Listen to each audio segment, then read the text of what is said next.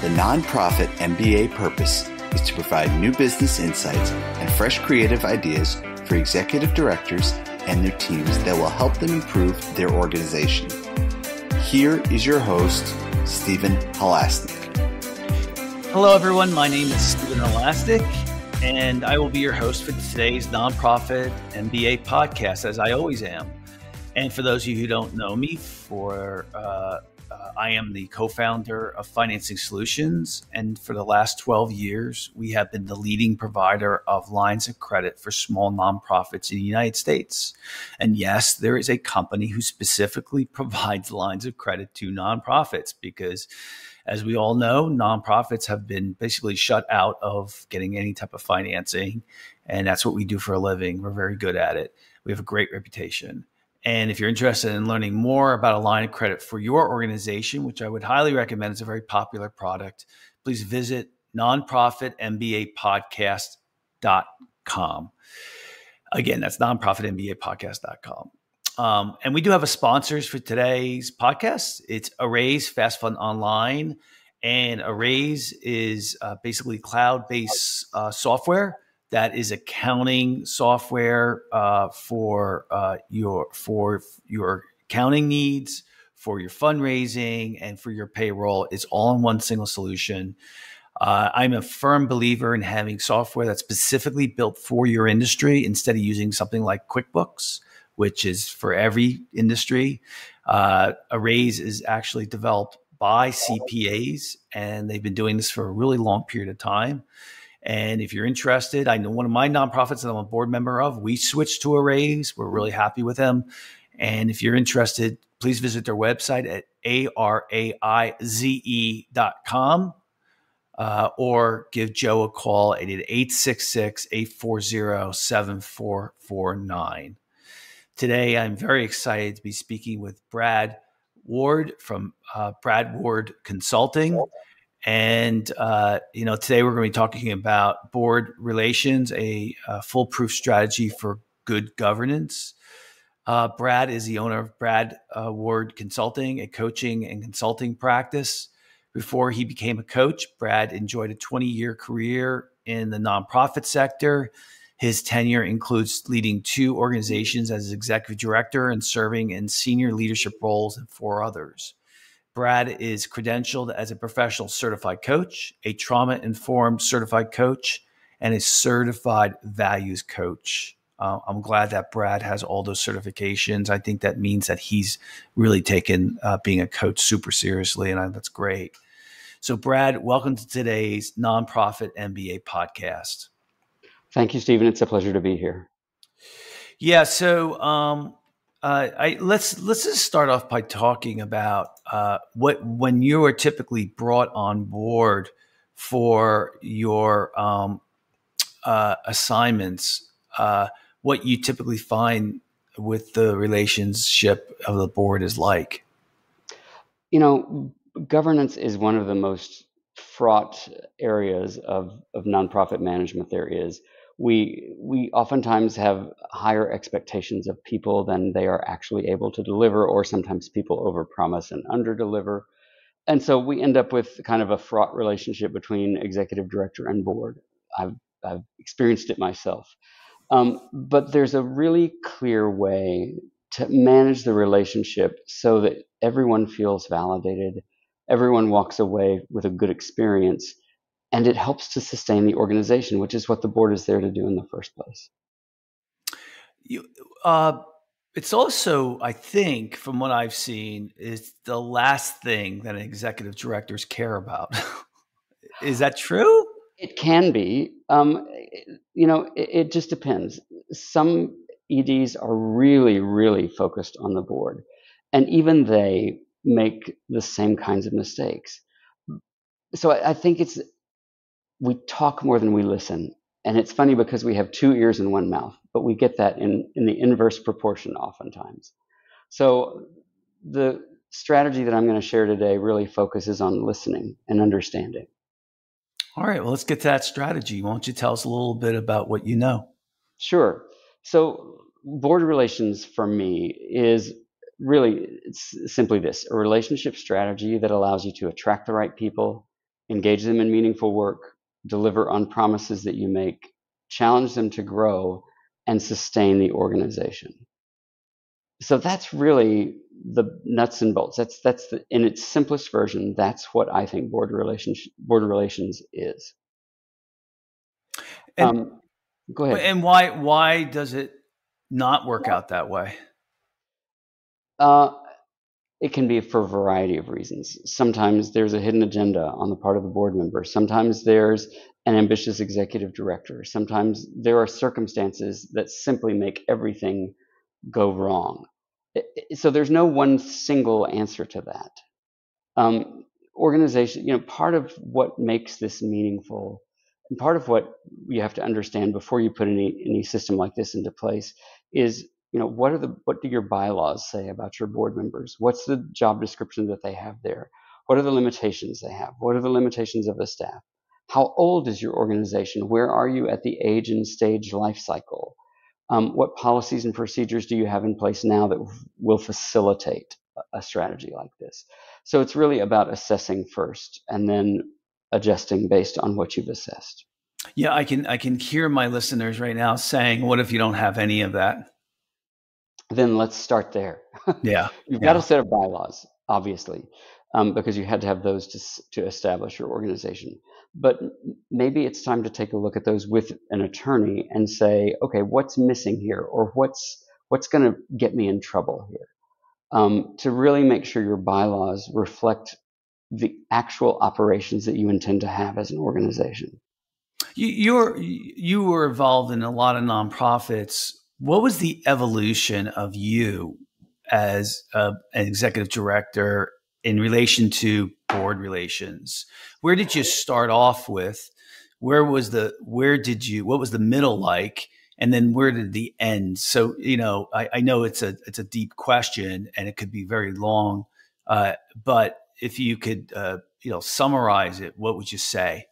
Yeah, I would summarize it by saying my first ED job happened when I was 35. I was kind of starry-eyed and naive to a lot of what I needed to know. So I'd say my first experience was lots of mistakes. My second experience was from a more nuanced and experienced position, but the structure of the organization didn't really allow me to do with the board what I wanted to do. And my nuanced and more sage position now is I see the mistakes that I made. I see the mistakes other organizations continue to make and board members continue to make. And I think that this solution or this strategy will serve people and organizations well. When you first started at 35, did you think the board was of value to you? Did you think they were a pain in the neck? What was your attitude at the time at 35? To answer your first question, yes, both. Oh, okay. They were both an asset to me and valuable, and at the same time, a pain in the neck. But the pain in the neck came when they didn't understand what their role was.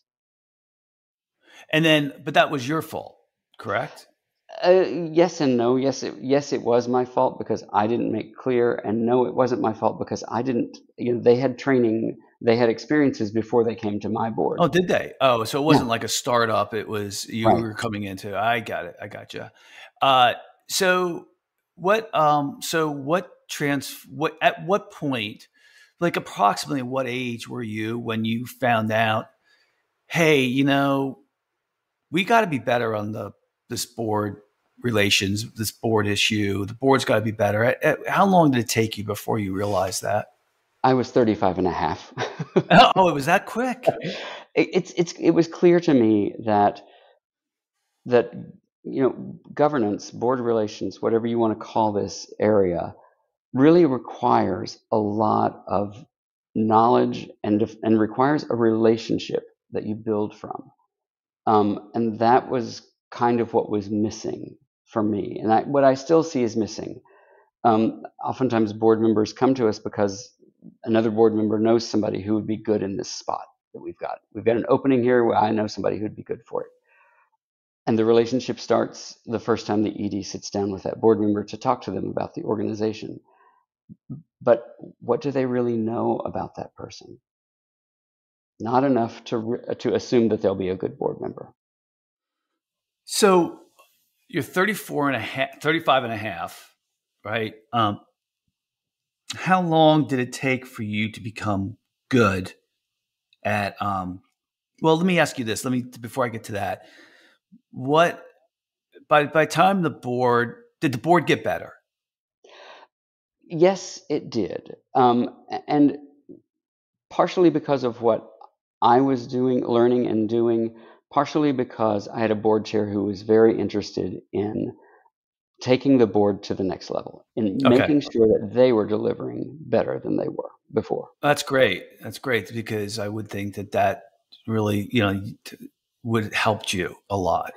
There's real synergy between the ED and the board chair. Yeah. The board chair is the ED's boss, and that relationship has to be built thoughtfully and constructively.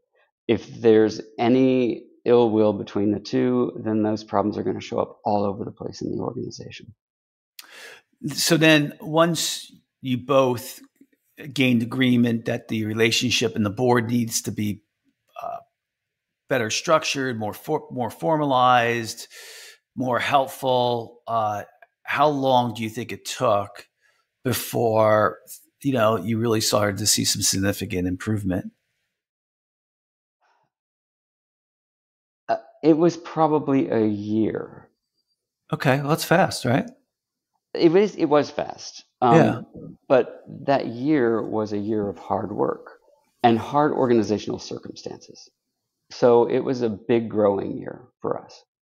And now, how long did you stay at that organization, at nonprofit? I was there for a total of 5 years. 5 years. And by the time you left, was the board significantly better than it had been prior? That board chair left in the interim. Okay. And there was a little backsliding back to old ways. So I would say it got better, and then it kind of shifted back to its normal orbit.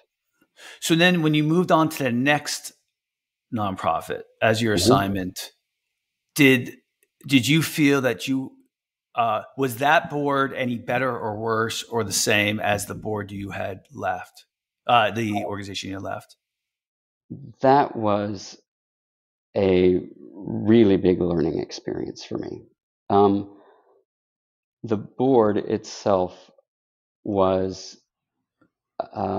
had a difficult relationship with the ED. I was not the first ED.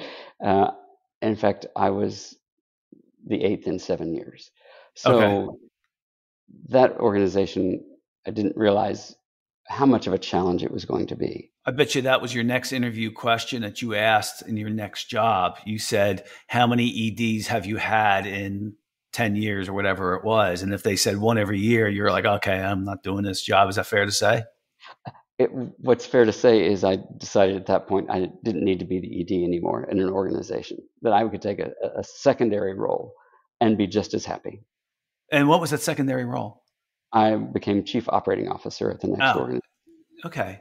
So then after you moved on to the third company, third nonprofit as a chief operating officer, did that board get better? That board was really, well structured, and that board was organized. There were some policy gaps that we tried to fill, that I tried to fill while I was there, and some just kind of assessment. They didn't have a good self-assessment mechanism, so we looked into self-assessment and figured out how could the board assess its own performance at the end of the year.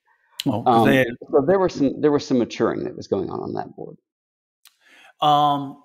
So the third company that you were with, was that a larger size nonprofit than the other two prior ones had been? No. No. Smaller. Huh. Wow. Wow. And so what was the difference? The board director? The difference was two things. The ED had really good support, and really strong organizational learning that she did along the way, which helped dramatically. The other difference was the level of commitment of these board members was extraordinarily high. What percentage of the role of the functioning of the board do you think is the executive director's responsibility?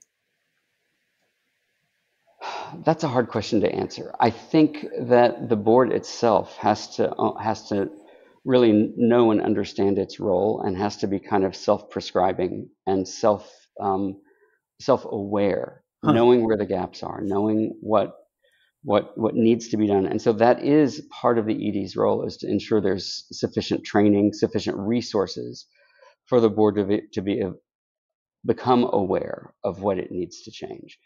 But again, this is a joint relationship between the ED and the board chair. And if those two aren't talking and aren't on the same page about everything, or most things, then there's going to be infighting, and there's going to be this constant conflict that exists. And what happens if the board chairman and the executive director just don't get along? What do you do? I'm sorry, I didn't hear that question. You faded for a second. Yeah, what do you do if the executive director and the board chairman don't get along? I mean, suppose the board chairman and the executive director both are passionate about the cause, which I'm sure happens a lot, but they don't see eye to eye. Their styles conflict. The board chairman is not, doing his or her role very good as the chairman of the board, and is really kind of more hands-on, or maybe they're great at fundraising but they're not great with the board. Maybe the executive director is difficult to get along with. Maybe they see the board as a hindrance. What do you do when you see these problems? Yeah, I would start by sitting down to say, where do you agree? Let's start there. Because if you start from agreement, everything else becomes easier. If you start from disagreement, you'll never see eye to eye. That's fair enough. It's probably good to have a third person who's impartial right there. That's a facilitated conversation generally. Yeah. Have you been in those discussions? I have had to do that, not necessarily with nonprofit organizations, but with other organizations and with other people I've worked with as a coach. Gotcha. Yeah, gotcha. Okay, so a dysfunctional board. What else from your experience have you learned that kind of you have to go through? Yeah, so let's just start down the list. I want to go through the key points of this strategy. So, first of all, you want to attract the right people. It starts with the 4 W's of governance: wealth, wisdom, work, and wallop. Are you familiar with those terms? Oh, of course not. So go ahead, tell us about them. Yeah. So wealth is both financial wealth and wealth of experience. You want people on the board who are experienced in the work that they do themselves, and are experienced in the work that the organization does. You want them to be able to give, so they have to have some financial means. Wisdom, again, life experiences. Just because someone has reached the age of 50 doesn't make them wise. You have to get to know them to understand whether they're wise. So this is goes back to relationship. You have to know the people that you're bringing onto the board. Work. Are these reliable people? Can they be counted on to deliver what they say they will deliver? And wallop. Wallop is really, that's a Texas term where I grew up. Wallop is about influence and impact. If you've got a board member who can say, I want this to happen, and the world moves because of them, they've got wallop. The other element of attracting the right people is term limits. You want people on the board who can serve a full term and be satisfied by that term. So it can't be too long, can't be too short, and you can't have people on your board from day one until the end of time.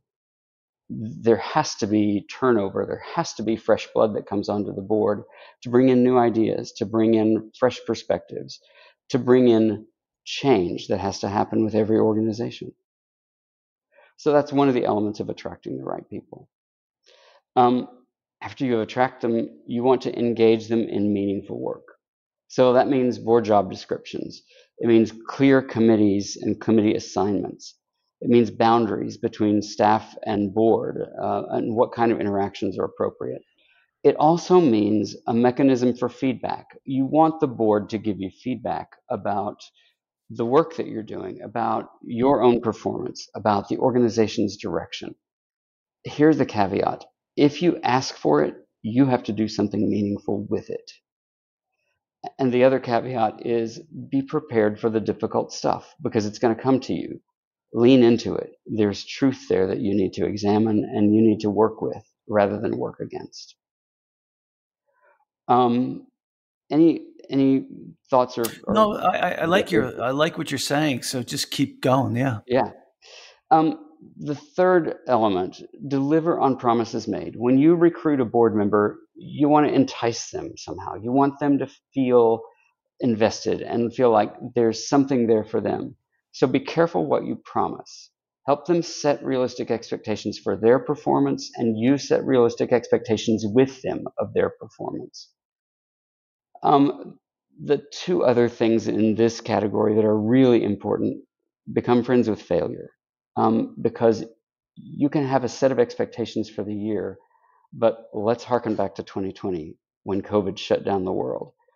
There are circumstances beyond your control that you have to adjust to. Don't be afraid of those. They're there, so work with them, not against them. And the second is feel free to renegotiate anytime during the year if something changes. If you recognize you're not going to make budget, go to the board right then and say, you know what, I think we're not going to make budget, and here's why. What can we do to accommodate this shift? What do we need to do? What can we change? This is a conversation. Yes, you want to come to the board with ideas of your own. You want to demonstrate leadership in that way as an ED. But you also have an opportunity to listen to the board because of their wisdom and because of their experiences. They may have some ideas that are really good that you haven't thought about. That's all good stuff. It's nice to have. Have you written a book on this at all, or any blogs on it? It's good to have. I'm sorry. It's good to have this list. That you have. Like, if I was an ED or a board chairman, I would want to just kind of start off and check them off as I went along. Yeah, I do teach this at the NPO Centric in Palm Desert. The RAP Foundation is a local community group that does a lot of work with nonprofit organizations for funding, capacity building, technical assistance, and this is one of the things I teach there, as well as an entire crash course on boot camp, a board boot camp that I teach.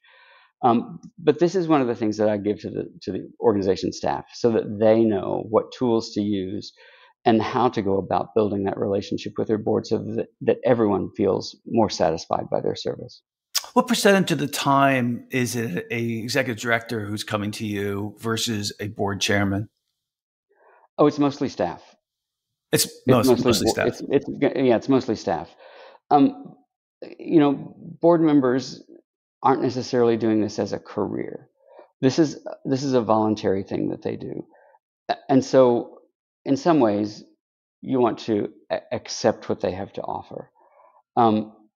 They have to recognize or decide on their own that they want to do some further investigative work or some further growth, some further learning in this arena in order for them to be effective. You can't put it on them. So, board members, when board members come to me, they generally come to ask questions. And I do my best to respond. But I tend to work with staff more than board. Okay. What was the next thing on kind of your agenda? You want to challenge board members to grow, but be careful. we work best, we humans work best when we work in cycles of work, rest, and play. That's what keeps our brains healthy. So if all you do is work your board, you're going to exhaust them and they're not going to have anything left. So I would encourage you to remember the cycle of work, rest, and play and make that part of the ongoing work that you do with your board, the ongoing relationship. Engage them in work, engage them in things that will give them rest, engage them in things that will give them a sense of play. That's what our brains need to be healthy. Another philosophy I have about life in general is that there are no small wins in life. None. Every win is a big deal, and you have to celebrate wins. So celebrate successes with your board along the way, no matter how small you think they are. Part of growth includes boundaries. So having a set of boundaries for yourself, for your staff, and enforcing those is part of growth. And the last thing about challenging people to grow is a plan for succession. What happens beyond their service? Not necessarily that you're going to plan their lives, but you've got to have a plan for how you replace board members. And that's a challenge for your own growth as a person, as a human being, as the ED in an organization. The whole point of board service is that board service sustains the organization in the long term. So having a real focus on mission, vision, and values is critical. If your mission statement isn't at the top of every board agenda, shame on you. Put it there. That's the reason that people are there. That's the reason you exist. Make that the focus of everything that you do. Understand where you are in the life cycle of forming, storming, norming, and reforming. You're going to have different needs based on those different areas, those different parts of the cycle that you're in. So make sure that you are recruiting board members for the appropriate stage and for the next stage. Financial fitness is another real important factor to consider. The organization, the whole reason the board is there, they have 3 legal duties and a fiduciary responsibility to the organization. The proof of the board's success will be partially in the financial fitness of the organization. Last thing in this area, do an impact evaluation. Understand what the organization is doing in the community so you can use that as a tool to recruit board members and so that you can demonstrate your efficacy to funders and to yourself. What is an impact? What's an impact evaluation? Yeah. It's an assessment of what good you did, what effect you've had on either the people that you serve, the community that you serve, or the issue that you serve. So it's really understanding where your impact is. Gotcha. Is that sometimes, have you ever thought and done that first? I think it's good to have, you can't do an impact assessment before you start work. That's just, you have to know what your baseline is, where you're starting. No, I meant before. Are you saying the impact is for the impact that your organization itself has on the cause that you're going from first? So I would think one of the ideas I was thinking of is before I start working on improving my board, I'd say is let's do this impact first, and then. You can't do an impact without a baseline. So you do the baseline first. Where are we starting? What are we starting with? Yeah. And what are the most important elements to change? Yeah. And I think that might even help you if you haven't done a mission statement, if you haven't done purpose, culture, any of those other things.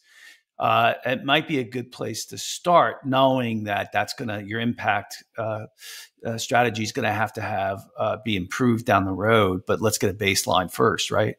Absolutely. Yeah. And I want to address mission real quickly. I've worked with organizations who change their mission as often as people change their clothes.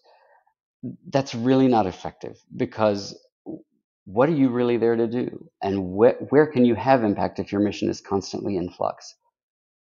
missions do need to change periodically because circumstances change.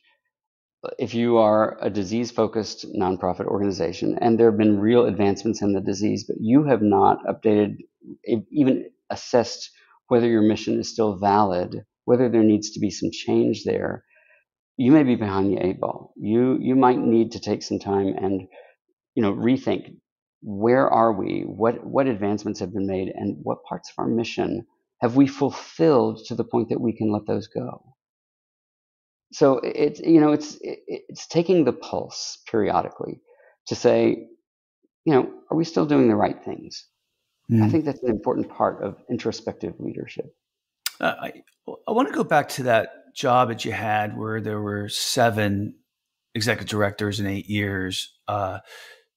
Was the board chairman, had he or she been there for the full 7 or 8 years? No. How did that? I'm shocked that the organization survived. Sometimes there's such will that within an organization for it to survive, that no matter what kinds of rough waters they've endured, they survive. Yeah, but whose will? If the executive directors are switching every year, if the head of the board is switching over every year, whose will is that? Because I agree with you. I mean, all these organizations, the smaller they are, the under 10, let's say under 5 million, right? They survive because somebody's will, right? Sometimes it's the staff. It is in this staff. particular organization's case, there was a staff member whose level of commitment was so high and whose work was so good that the organization almost survived because of her. Why didn't she become the executive director? That wasn't what she wanted to do. Oh, gotcha. She's smart. They switched over every year. Yeah. That's what I mean by there's will. There's will there. There was a collective will on the part of the members of the organization for that organization to survive. So there was survival. In fact, the organization is still around today. It's a different kind of organization now, though. It has a different feel. It has a different look. It has a different appeal. So I think things settled down, and the same person who took over after I left is still on board with that organization now. So we got a minute left. I think a lot of people who are listening to this are saying either I have a dysfunctional board, or I want to improve our board. And so, what would you say to the person who says that? Yeah. So the key takeaways today: remember that you're working with human beings. Honor them. Get to know them. Everybody needs shoes. That's to be seen, heard, and understood. So listen for what's important to each person. This is about partnership and collaboration more than anything else. So build the relationship from that perspective, and people will want to serve on your board. Yeah, I like that. All right. Well, it was a great podcast. I learned a lot, and I think it was very methodical how you went through it. Hopefully, if you're listening, you kind of went through and kind of tick some areas that really could help you. That's really all the time we have today. I'd like to thank so very much Brad Ward from Brad Ward Coaching for coming on today's podcast. It's BRAD and then WARD for coming on today's podcast. And if you like today's podcast, please feel free to share it with a friend, and also subscribe on your favorite podcasting app. And if you like today's podcast, please also give us a 5-star review. The Nonprofit MBA podcast is in the top 1% of podcasts in nonprofit sector. And I thank you for that. I think we're in our 6th year. But, giving us a review, a 5-star review, really helps us continue to get the word out. And of course, if you're looking for a line of credit for your nonprofit, please feel free to visit our website at nonprofitmbapodcast.com. Brad, if anybody wants to get in touch with you, how would they go about doing that? Sure. Brad at bradwardcoaching.com or 760-537-1275. Great. Thanks for coming on today. My pleasure. So I just want to remind everybody, as I always do, as an executive director or as whatever your role is at your nonprofit, that you are of no value to your organization, your employees, your staff, your children, your family, your significant other, if you don't take care of yourself first. And I know in the nonprofit world, so many people have such a passion for their cause that they forget that they need to take care of themselves first. And so you should be thinking about that on a daily basis, making sure, of course, that you're exercising or eating right or meditating or doing whatever else that you need to do to be at your best. Because as we all know, this is a marathon and not a sprint. So please make sure you are taking super good care of yourself. Other than that, it was a great podcast. It was great to have Brad, and I wish everybody a great day.